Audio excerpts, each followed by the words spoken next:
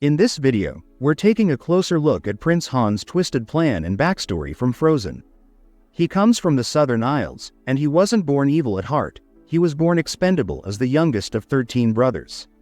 With so many older brothers ahead of him in line, his chances of ever claiming the throne were basically zero. He knew he'd never rule his homeland, no matter what he did or how capable he proved himself to be. That tough situation defined his early years, which were full of neglect from his family, as his brothers loved bullying him constantly. Okay, wait, so you have how many brothers? 12 older brothers. 3 of them pretended I was invisible, literally, for 2 years. All of this rejection built up a burning, desperate need inside him for validation, respect, and genuine power to finally make himself feel important and seen.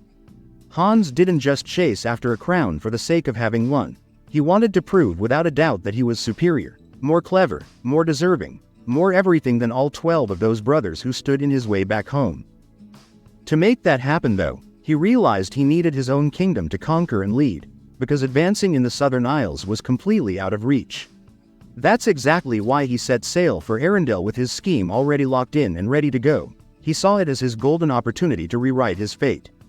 Throughout the film, we watch him zero in on Anna from the start, but his original strategy was actually to marry Elsa, the queen. When she turned out to be too closed off and unapproachable, he smoothly switched his focus to Anna, adapting on the fly to keep his momentum going without a hitch.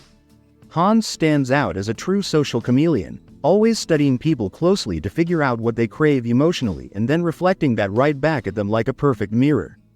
The moment he met Anna, this lonely, impulsive young woman who had been starved for real attention and connection after years shut away, he stepped straight into the caring, understanding role she longed for. Winning her over was almost effortless for him. After just one day in his company, she was so caught up in the moment that she agreed to marry him, giving him the exact leverage he needed to drive his plan ahead. Can I say something crazy? Will you marry me? Can I say something even crazier? Yes! When Elsa's powers came out into the open, Hans didn't freak out or lose his cool. Instead, he adapted quickly and turned it to his advantage, even though it wasn't part of his original scheme at all. He let Anna put him in charge while she went off to find her sister, which gave him real legal authority in Arendelle during her absence. With Elsa gone and the kingdom suddenly locked in eternal winter, freezing everything and making life tough for everyone, Hans stepped up as the selfless hero everyone needed. He organized support, helped the people however he could, and won their trust and admiration step by step, all leading up to the takeover he had planned. He even had a clear shot at killing Elsa right there in her ice castle when she was knocked out, but he held back on purpose.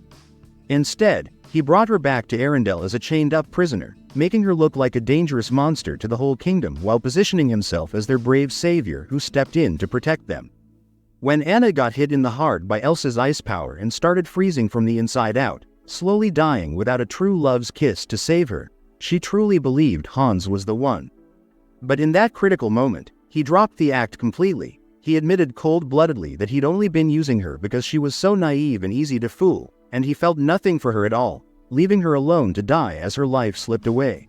She was killed by Queen Elsa. At least we got to say our marriage vows before she died in my arms.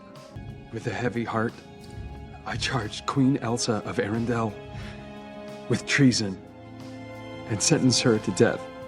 Hans figured Anna's death would clear the path perfectly. With her gone and Elsa out of the picture after he finished her off, he'd take full control of Arendelle and finally have the power he'd craved for so long. He came so close to pulling it all off. Sword raised to strike Elsa down for good, but Anna threw herself in the way at the last second to protect her sister, turning the tables completely. It turned out the real act of true love wasn't some prince's kiss. It was the unbreakable bond between the two sisters, which thawed Anna's heart and wrecked Hans' entire scheme in one go. In the end, Arendelle banished him in total disgrace, and he sailed back to the Southern Isles to face whatever harsh punishment his 12 brothers dished out.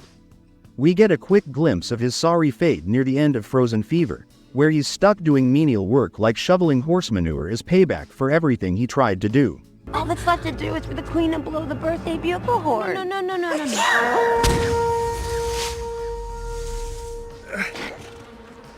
No.